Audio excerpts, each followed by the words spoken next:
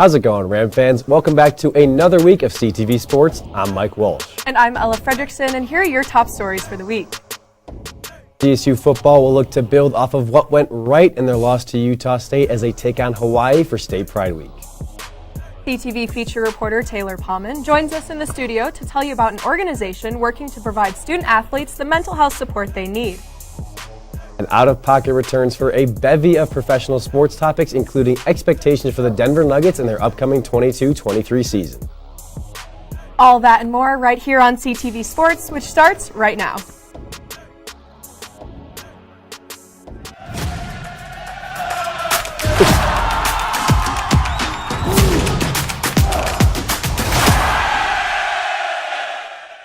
Well, everyone, Ram Country may not be rejoicing this week over the football team, but they're definitely not hanging their heads, as CSU put together quite the effort in the homecoming affair against Utah State.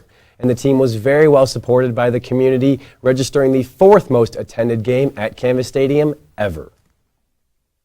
The buzz and energy were everywhere early on Saturday, with the middle of campus overrun by Ram fans and their pregame festivities, conjoined by a few great performances from CSU's band and color guard. And while students and parents alike were getting pumped for the main event, Norvell and company took to the streets for their pregame ritual Ram Walk, with one thing, and I mean only one thing, on their minds: beat Utah State. And here at CTV, we were all anxiously awaiting the start of this one, and to see that many people pack Canvas Stadium was extremely promising for Colorado State football and its future. However, this is still CSU football, so we did see a good amount of fans leave earlier than most. Nonetheless, the home team definitely built off the excitement in the first 30 minutes of action. CSU was competitive as ever, bringing out trick plays like this pass from Torrey Horton to receiver Ajon Vivens, and even getting on the scoreboard first with an easy field goal from Michael Boyle. However, the offense wasn't the only side of the ball that the Rams shined on, as minutes before both those plays, CSU had a huge interception on USU's first drive. And as the game went on, both the offense and the defense continued to play well, with more defensive plays like this blocked punt and fumble recovery. And after quite some time, the Rams offense finally scored a touchdown thanks to this run from Avery Morrow. And Boyle also added another field goal to send the Rams to the break with a lead of 10-7. However, even with these encouraging plays, CSU just couldn't stop Utah State's offense when it mattered most. The fourth quarter slipped away, and USU quarterback Bishop Davenport finished the Rams off and led his team to a close victory. Now, if you watched the game, you may have noticed that Davenport here wasn't the team starter in white initially. In fact, Davenport is actually USU's fourth string. That's right, the Aggies trialed two different quarterbacks before Davenport stepped foot on the turf, as their season starter Logan Bonner was already out for the season due to a season-ending injury. But Davenport made the most of his opportunity and helped the Aggies overcome the intimidating road atmosphere. Maybe we need to give a little credit to CSU's defense for being able to adjust to three different play styles, as one after the other seemed to have its own unique ways of moving the ball. For Davenport in the fourth quarter, it was a lot of designed quarterback reads. The Aggies absolutely destroyed the Rams in rushing, racking up 252 yards on the ground compared to CSU's mere 99. Obviously not good, and it proved to be a major factor in this one. However, the Rams did win in some categories, such as a 30-yard advantage in passing yards and a slight advantage in the time of possession. Unfortunately, even with those winning numbers, the green and gold just couldn't pull it out. But on a more positive note, the players were not discouraged, as they know they played a much better game than we have seen in other contests thus far. Here's what Morrow and safety Jack Howell had to say following the loss. We have an amazing defense who creates turnovers, and it's just like we can't capitalize, and we just got to be better. Starting to feel more like a brotherhood, and I think the play is starting to reflect that, especially on the defense side of the ball. Guys starting to trust each other, and that's showing up. When your team is excited about how they played and they know they're executing better, it is definitely a good sign for the program as a whole going forward. But now I'm going to send it over to my co-anchor Ella, who's usually on desk with me, but will now be at the TV to break down some of CSU's best plays from Saturday. Take it away, Ella. Thanks, Mike. Now, although Mike gave you a pretty in-depth breakdown on the big plays of the night, I'm here to dive even deeper into what went really right and the more specific moments that had CSU coming away from homecoming weekend short. Now, the first big one on the offensive side was courtesy of Avery Morrow. Now, he carried this game and was one of the big reasons CSU only fell 4 short. Now, when you look at this play, you absolutely think it was one of those 4 air raid rushes that just came short. But he was actually able to sneak through the CSU O-line and the Utah State D-line to break not 1 tackle, but 2 tackles down the left sideline to score, leading CSU take the lead early in the second quarter. Now, on the defensive side, this was absolutely the highlight of the game. Dane Olson snuck through all of those Aggie defenders to block this punt and actually land right around the 20-yard line. Now, unfortunately, this didn't lead to much for CSU's offense, where they actually lost 2 yards on the possession and missed a field goal from Boyle, coming away with absolutely nothing from a strong play. But I will give them credit. This gave them huge momentum. And finally, this was a rough one late in that fourth quarter from Giles Pooler, who was under pressure all night. Unfortunately, he launched this one just a little too far, and it ended up right in the hands of a Utah State Aggie player. Now, luckily for CSU, at the end of this play, a flag was thrown, and it was called all the way back, not letting them take this touchdown. But as you can see, everyone was focused protecting Giles Pooler, and nobody was there to tackle him. Now, I don't know about you, Mike, but that is a lot of football, and I need a break. Give us some better news that came from the Green and Gold this weekend, please.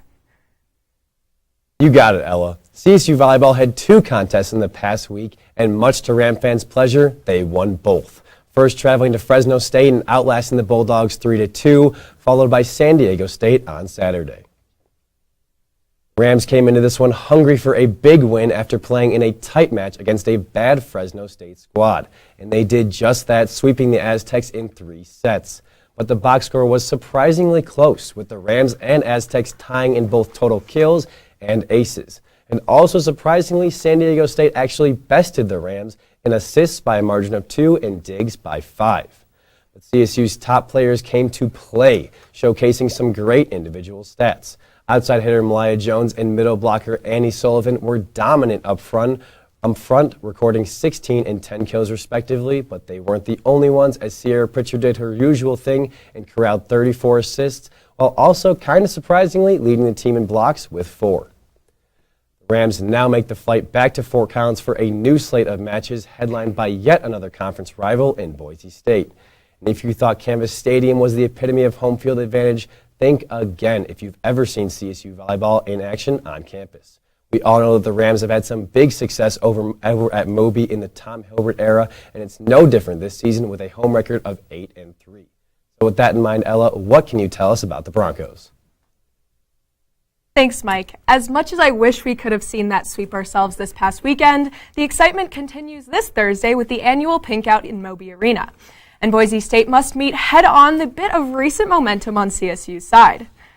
Still, the padded W's were not enough for a retake on the Mountain West crown. Instead, it remains in the hands of San Jose State. But a tight race presumes between UNLV and CSU for the podium. And as you can see, sitting right behind the Rams is this week's opponent, Boise. And speaking of riding momentum, the Broncos have had quite the opposite, recently coming off a brutal loss to the Rebels in Sin City. The Broncos were swept with authority, getting beat in literally every offensive category. Regardless, volleyball is unpredictable, showing that even CSU is vulnerable. One in particular that comes to mind is the recent hard-fought loss to SJSU. If there was a match to win, this would have been it, but the Rams' battery died just short of game completion. If that sounds familiar, that's because not long before was another 5-set loss to the strongly disliked Boulder Buffs. If I had to put it bluntly, time is running short for CSU to keep offering these narrow losses. The Rams are eyeing the NCAA tournament this year, and part of that process is finishing teams off strong that invade Moby. Tune in to CAC's Closeout on Thursday for a live match update on the Boise State match, transpiring just a 15-minute walk away. Mike, over to you. Thanks for that one, Ella. Now we move on to a different women's sports in Ram soccer. CSU's nearly 3-week road voyage finally came to a close on Sunday when they trekked into unfamiliar conference territory at Colorado College. And unlike volleyball, soccer did not leave on a positive note. Picture between the two was well in the Rams' favor, as you can see here, with 16 shots compared to the Tigers' 12, as well as 7 more corner kicks and 2 lesser fouls. They even had more saves than Colorado College. However, the Rams just could not capitalize at all, while the Tigers managed to sneak one in just before halftime in the 42nd minute, proving to be the decider. So now we haven't seen a win in 26 days, and quite frankly, it's getting a little exhausting. Thankfully, the approaching schedule isn't too bad, as the Rams welcome a mediocre San Jose State squad on Thursday and then a much worse Fresno State team on Sunday. Hopefully, Coach Keely Hagan can get some vigorous practices in before the Rams are tasked with defending their home turf, because the win streak is now 7. I mean, come on, Rams. It's time to get a win. When we come back, though, a special story comes your way regarding mental health resources for athletes on campus. Football action from the weekend. All of that and more right here on CTV Sports.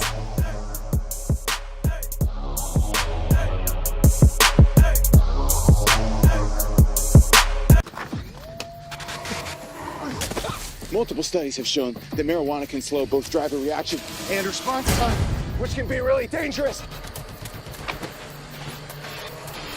He's here. He's here. Wait. Why? I can't drive. Why? My. Oh.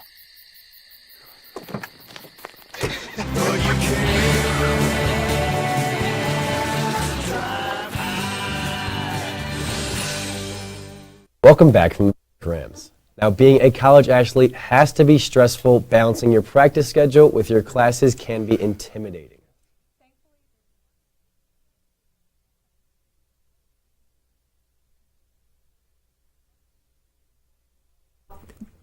The mental health what mental health help you can get here on campus. Take it away, Taylor. Thanks, guys. I got the opportunity to chat with some amazing student leaders here on CSU's campus this past week who run the Hidden Opponent Club. Check it out. There's a fairly new organization formed by student athletes here at Colorado State. The Hidden Opponent is a group that was introduced to CSU earlier this year to spread awareness of mental health in student athletes. The Hidden Opponent here is a branch of the larger nonprofit organization that advocates across the country. Maggie Smith, a senior and former track and field athlete, is the president, while also being the individual who registered this branch at CSU. Maggie found that mental health was something she was passionate about and wanted to help the movement of destigmatizing it within student athletes. I basically started it last October as just an Instagram, and I would repost, prominent athletes in professional sports reaching out and opening up about their mental health. I would also post peer-reviewed journal articles about mental health to increase education, become a registered student organization recognized by SLICE and the university as a group dedicated to increasing mental health awareness for athletics. Alongside Maggie is financial officer and junior swim and dive athlete Megan Hager, who has been newly recruited to join the group and works very hard in finding ways to create funding. The biggest struggle in having, no funding, obviously, is finding events and speakers that we can afford. So that's why we're starting with the health network and trying to get all the in-house stuff that we can. Aside from having difficulty producing funds, the Hidden Opponent is looking to expand their group to continue the support and education of mental health, not only in athletes, but in the CSU community as a whole. The Hidden Opponent's for everybody, and it's a place where you can come in and regardless of your sports participation, past, current, planning on future participation, really anybody. We're just here to support each other, and we're here to just do the best we can with what we have and try to just keep getting this club rolling. Maggie also added that you can reach out to the Hidden Opponent on their Instagram page if you're interested in joining the group, and they also have several events coming up for the public to attend. The Hidden Opponent will be teaming up with CSU's Health Network this coming Sunday at 2 p.m. in Bob Davis Hall to host a suicide prevention training as they continue to try and better the stigmatism around mental health in athletics. It was reassuring to know that CSU offers an aid necessary, and in today's climate, it couldn't be ever more important. Ella and Mike, back to you guys. Mike, as a former student athlete, this is absolutely an underappreciated organization that more people need to take advantage of. No, for sure. Everyone should know about it, and even if they're not using it, maybe you should give it to other people, maybe make sure they know it's a thing. Put the name out there, make it known. Sure. I wish I took advantage of resources like this when I was But speaking of student athletes and moving beyond CSU athletics, high school football was stronger than ever, with all 4 comprehensive high schools in action on Friday. And although the outings for Poudre and Fort Collins weren't relatively close, we'll get to those later. The game of the week featured a crosstown rivalry between Fossil Ridge and Rocky Mountain. Timmins Stadium was buzzing from the onset as the SaberCats stormed the field wearing their slick all-black uniforms dappled with pink in support of Breast Cancer Awareness Month. The event also marked Fossil's senior night, recognizing 21 SaberCats who will end their amateur playing career this year. And one of these seniors is quarterback Tyler Paumen, who, despite Fossil's success in 2022, has spent the last 4 weeks on the sideline because of a broken collarbone. He broke it in 4 different places and had to get surgery. Ouch. But he was finally cleared to play against the Lobos. And right away, Paumen moved the SaberCats offense down the field, entering inside Rocky's 25-yard line on their opening 2 possessions. However, they were only able to muster 3 points out of those trips, missing their first field goal attempt but knocking through the second. On the other hand, the Lobos offense was extremely quiet, giving the ball back to Paumen, who threw a 48-yard dime to sophomore wideout Marcus Moser for the game's first touchdown. This extending Fossil's lead 10-0. Rocky responded, though, bulldozing the SaberCats' front 7 for an elegant drive that was capped off by this tough run by running back Abe Chatilla, sending a tight one to half, 10-7. But we knew that in Paumen's return, the 6'5 gunslinger wouldn't settle for just 1 touchdown. And in the remaining 24 minutes, Paumen and the Fossil offense found their groove. After the SaberCat defense forced a 3-and-out, Paumen rolled out to the left and connected with go-to target Trek Keyworth for a hefty pickup. Dominic Leone followed suit with this out route that kept the ball moving. This passing scheme set up the ground game, which utility man Colton Pollock took advantage of on this sprint to the end zone for 6. The spread offense stretched out the Lobos defense, and by the end, Paumen distributed the ball to 5 different receivers. Rocky just couldn't keep up, and it led to 2 more scores. First on this nifty flick from Pollock back to Paumen, who then located a wide-open Leone in the end zone. And Leone once again, this time streaking down the sideline where Paumen put it perfectly into his hands. Rocky Mountain would add another tally to the scoreboard in garbage time, but it didn't change the trend of a dominant second half by the SaberCats. I mean, look at the Paumen's numbers. He completed on nearly 80% of his passes, telling a different story than Giles Pooler, who threw a mere 40%, right? Anyway, Leone by far had his best performance of the year, averaging over 15 yards per catch on 7 receptions and 2 touchdowns. And Pollock continuing to be Coach Felton's Swiss Army knife, switching back to his natural running back position from quarterback and rushing for over 100 yards on 18 carries. Paumen reflected on being back on the gridiron and had this to say following the game. It's pretty awesome, you know. Most people are out for a long time with surgery, as you know. So it's been a month since I had surgery, but I'm feeling better than ever. I'm super grateful for all the people that have been in my corner to help me kind of get through my down so I can get back up to the game and play the game I love. The SaberCats will now pivot for Fairview in a highly anticipated matchup. But before that, Mike, how did Fort Collins fare against the Knights this past Friday? Well, Ella, not so great, as this contest was a blowout in the making from the onset. And why wouldn't it? Fairview and Fort Collins have the complete opposite records. 7-1 for Fairview and 1-7 for Fort Collins. So yeah, not a recipe for success. And it was evident throughout the night. The speed and athleticism of the Knights were obvious mismatches, and it resulted in so many big plays. Whether it be on the ground or like this 80-yard touchdown bomb, the Lambkins defense was exposed badly. And not just that, but the special teams as well. Fairview returned a punt 98 yards to the house. 98 yards, that is insane. Fairview was explosive all night, and at a certain point, you felt so bad for the Lambkins and just wanted to go to the slaughterhouse and put them out of their misery. The points were seemingly never ending, and by the end, it produced a 55-14 final score. I'm sure that trip back to FOCO wasn't the most enjoyable for Coach Yem's squad. So yeah, Lambkins fans just have to swallow that one and look forward to Poudre, who absolutely manhandled Boulder 41-3 last week. And what's worse, Boulder has the exact same record as Fort Collins, and Poudre lost to Fairview by 2 points. So if you put 2 and 2 together, things are not looking too swell for the Lambkins' next matchup. Hooter is for real, and that might get ugly. Fortunately for the Lambkins, they do face Boulder on October 28th to conclude their regular season, so maybe then they can demonstrate they're not the worst region's team. Now, Ella, that does bring me what exactly the standings look like for high school football. Yeah, Mike, we've been mentioning it throughout the show, but now with just 2 weeks left before playoffs, let's get a clear picture of how the rankings currently stack up. Fossil Ridge and Fairview are both deadlocked at first, while Poudre is not too far behind at third. Meanwhile, the Lobos are the epitome of average, standing in the middle of the pack at around 500.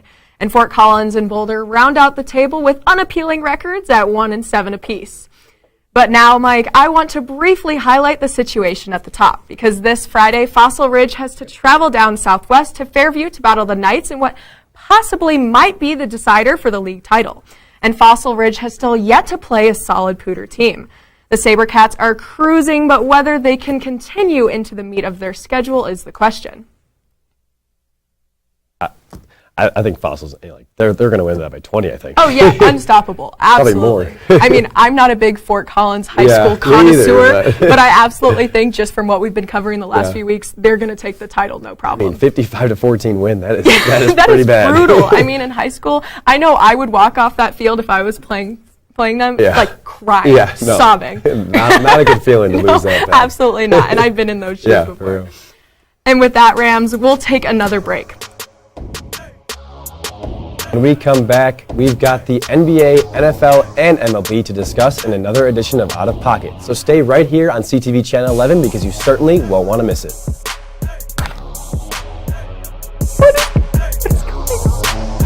Living with someone you don't know on the other side of the wall is hard, especially if you don't know how to be a good roommate.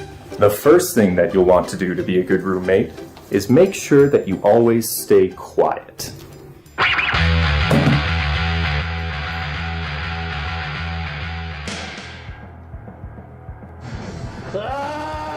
Be considerate of others when using common spaces and appliances. Hey buddy, what you doing? I'm just gonna need like 40 minutes. Be respectful of your roommate's privacy. Ugh, my bad. Finally, make sure that you clean up after yourself. Oh, fresh toothbrush.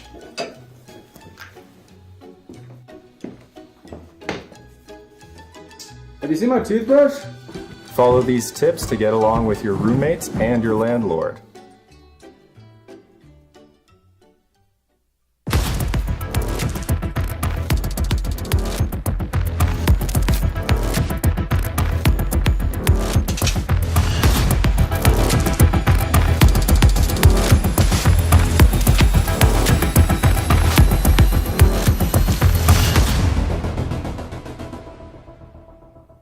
Welcome back from the break, Rams.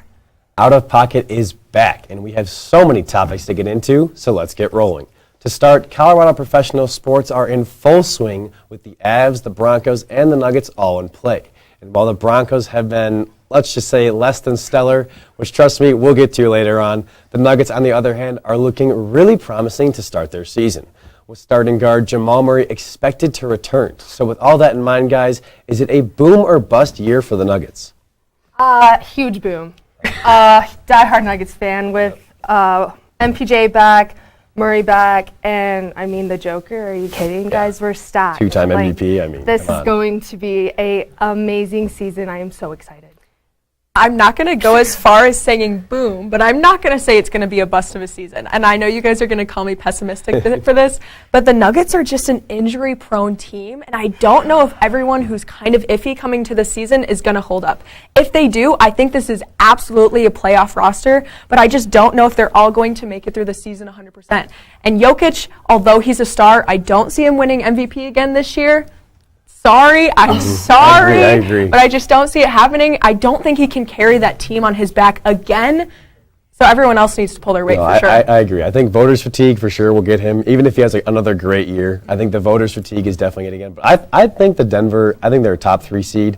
I still think there's teams that are better than them in the West that will get to farther in playoffs. But I think it's a boom year definitely for the Nuggets. Yeah, I'll say top 4 in the West for sure. Yeah. I think they will make it to the postseason. I could absolutely see them getting that far. Whether they're going to do well, I don't know, arguable, but that really, really depends on that entire season leading up to that. I mean, there's so much that could go down that could alter everything for the Nuggets as a team. No, I mean, they definitely have been injured, but if they have a full healthy season, they're definitely a top 3 team to me. I think they'll take Jamal, take him along carefully. Yeah, He's definitely. a little fragile right now. Yeah. He But missed a lot of time. with him coming back in a good roster on the league, I think Jokic can carry that and use that to his advantage. Yeah, I would say if I was Jamal Murray, take the beginning of the season slow, where you can kind of get into your groove, get into that regular season play feeling. You know, he hasn't felt that in a long, long time.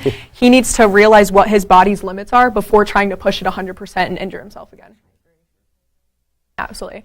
Now let's shift our focus from the NBA to the MLB. After today's win for the Yankees, the league championship series are set with the Astros taking on the Yankees and in the league finals, and the Padres taking on the Phillies in the National League finals. So what do you all think about the MLB playoffs so far? I was pretty upset that the Yankees won today. I think that the Guardians. Yeah, the Guardians. Guardians. I was watching that game today and I was so frustrated. They just were not in it. It was like not a game 5. I was just like, what is going on? So I don't know. Well, you saw that in game 4 from the Guardians too. It's like they just fell apart in the second half of that series. I guess it makes sense then for the Yankees to keep pushing through, even though I used to be a diehard Red Sox fan. Still diehard Red Sox fan. Everyone here at CTV knows that. that. The Yankees. I feel like they're like the Lakers kind of. They're just like one team that no one really likes. So like the fact they're winning, I kind of just want them to lose. But like, I don't know. I think the Yankees will probably win because they definitely have a lot of star power on that team. What do you guys think of the Phillies and Padres? I think the Phillies are kind of that wild card team that nobody really paid attention to at the beginning of the regular season. And as they started to get good, they were like, oh my gosh, the Phillies are good this year. Like, they're not irrelevant like they normally are. And I could say the same thing about the Padres. Normally a horrible organization. Also not a fan of the Padres because of Manny Machado, but that's a whole different can of worms. So honestly, I'm upset that the Yankees won, but ultimately at the end of the day, they're the better team and they deserve to beat the Guardians. I guess so. And finally, I really didn't want to do this to you, but we had to do it. Let's unfortunately talk about the Broncos. Was signing Russell Wilson to this giant contract a mistake, or are you still optimistic? I was very optimistic in the beginning of the season. I was excited, but it looks like he might be injured right now. Yeah. So with the little hope that I did have, with him now gone, I don't have any more hope. Unfortunately. I still think he's a top quarterback. I just think he hasn't shown it. We need to see a game of him at that level, and then I can get some real hope going. I mean, here's how my timeline went. Before the season started, I was optimistic. They went to Seattle. I gave him some slack because it was the Seahawks. It was a rough crowd to play against. Yeah, first game of the season.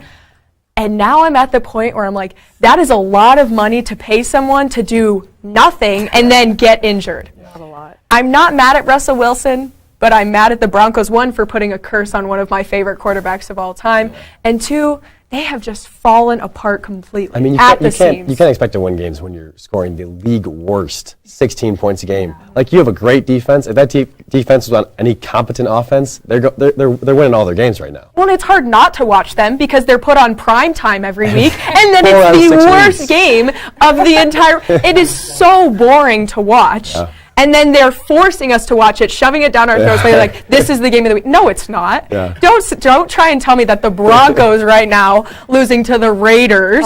First of all, that was bad. That was the start of the downfall. Don't tell me that's the primetime game. No. And with that, Rams, we've reached the end of our show. Make sure to tune into Local Beats tomorrow to hear about what's popping in local news. We hope you have a great rest of your Tuesday, and as always, thanks for watching. So my career can only go up.